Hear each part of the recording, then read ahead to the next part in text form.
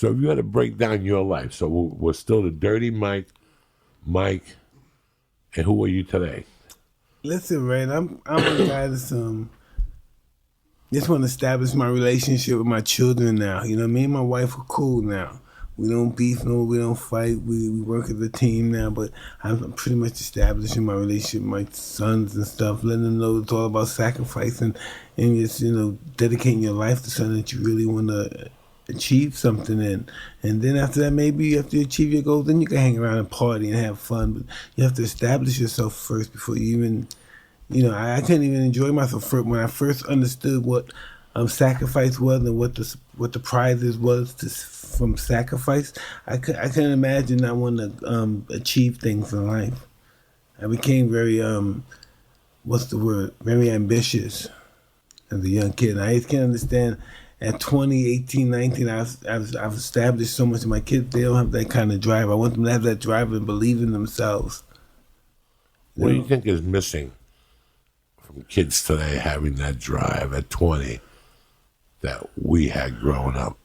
Hey, I didn't stop. Mike. Let me say I don't know. Maybe it's my fault. Maybe our pampering them. Maybe I think me. And I think we allowed them to have everything they needed as a young kid, and probably a little bit more.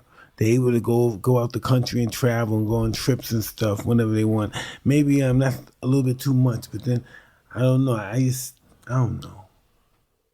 I mean, we love I have a daughter, and I love her with all my heart. And you put money away, and you do this and you that. But I have a son that If he has drug debts, the guys call his mother and say, well, such and such owes me money for this, and she has to pay him. This kid is the little spoiled kid, and we always make sure he has his apartment and stuff, and he never have to worry about it. Or struggle for anything. And no one's ever given me anything but an opportunity, And I'm saying this is probably my fault, And you know what I would do to a kid like my kid? If I saw my kid, if I even saw him walking the street, you know what I would do to him? What? Bad stuff. You don't want your kids on the street at all? No. Never to repeat what you did at all? Not even a little bit. You made a commitment to that. You said, fuck that. Yeah, but sometimes I worry maybe they needed a little struggle in life, You make them mow the lawn, you make them paint the wall. No, they don't do that stuff. See, that's my mother instilled that in me. Even in her she was a functioning alcoholic, but she wouldn't just give me a 20. Like if I came to her and said, I want that toy down the block, she would go, all right, sweep the front, take the garbage out, wash the bathroom. Do I got to clean the bathroom? You got to clean the bathroom. Fill up the beer case and ask Pepe if he needs help in the kitchen. It would take me an hour and a half, and she'd throw me a 20. So I knew if I hustled her for you know what I'm saying? Like I knew. And I was spoiled till my mother died. And then I had to find the realities of the world. My mother used to bring her boyfriends over and stuff, and when they go to bed, they get tired. We used to always rob his pockets and shit. The men that came and she brought in the house, we always robbed them when they fell asleep. Trust me, I robbed a lot of pockets, but they weren't from my mother's. But no, my mother died without. Nah, but I used to fuck with my stepfather. I loved my stepfather, but he was a loan shark, and he would hide his money in different places in the house. So when I wanted to fuck with him, I would move his money. I would never steal it from him. I would move his money, and he would never say nothing. He would just go crazy. I would do this to him for fucking weeks. And then something happened between us. I went to work for him, selling flowers on 86th Street and Broadway. We would sell gladiolos. And one night, I felt he undercut me. So I started robbing for him. I'd take 100 off the top, and he would have it in rubber bands. And he would always put like a marking on them.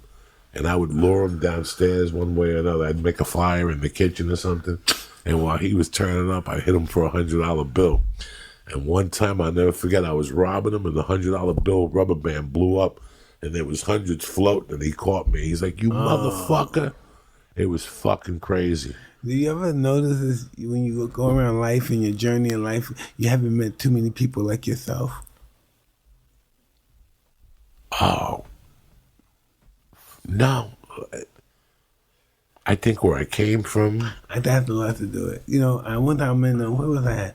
I'm in England or Sweden somewhere, and I'm talking to a young lady. I'm young. I'm like 23 at the time. So I'm talking to a young lady, and she's talking about wonderful things her and her family did. And she said, "What did you do when you were a young kid? What were you like?"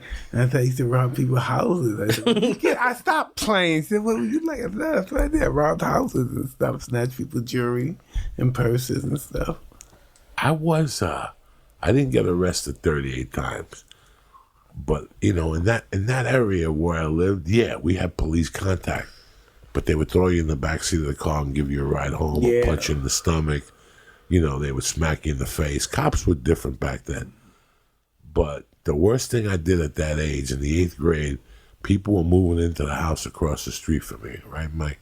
And they had like New York license plate. So I knew they had to go back to New York to get their shit. So on the second load, me and my buddies watched them, and I broke into their house and robbed a couple things. But I took the kid's stereo. The kid had a badass Fisher with some fucking Blaupunk, not Blaupunk, but Fisher speakers, and the 8-track with the cassette and the thing.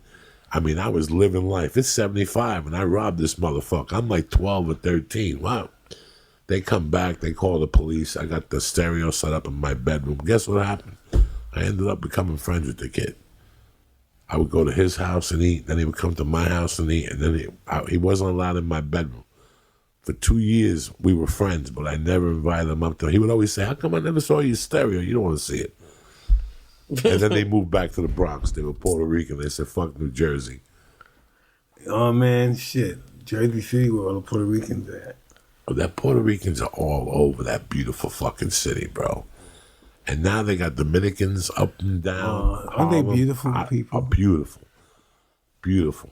They fucking, I love that whole area. I'm excited about going back for a few weeks. It's been a long fucking time, since 93.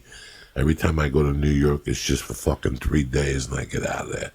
And to be back there in April and May, the weather's fucking nice. No humidity yet. That June shit, you could fucking kill your mother in that shit.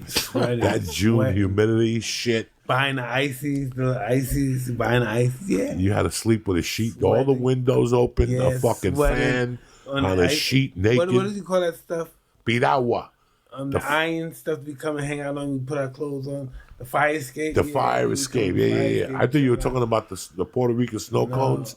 That was awesome too. The dude comes with a sheet of ice with a towel on top of it. Juice on it. Oh, and they put tamarindo and fucking coconut. Yeah. Oh, the coconut is the shit. Cherry too. Cherry coconut mix. Yeah. You give them an extra quarter and shit. If it's 2 PM and you ain't high, go fuck yourself. Get out of my face. I want you around me like I want cancer in my ball sack. You know what I'm saying? You're gonna come around here looking at me with your fucking wide eyes, thinking that, you know, I'm gonna reform. Go fuck yourself. My morning starts at 5:30 a.m. Either you're there or you're square. You know what I'm saying?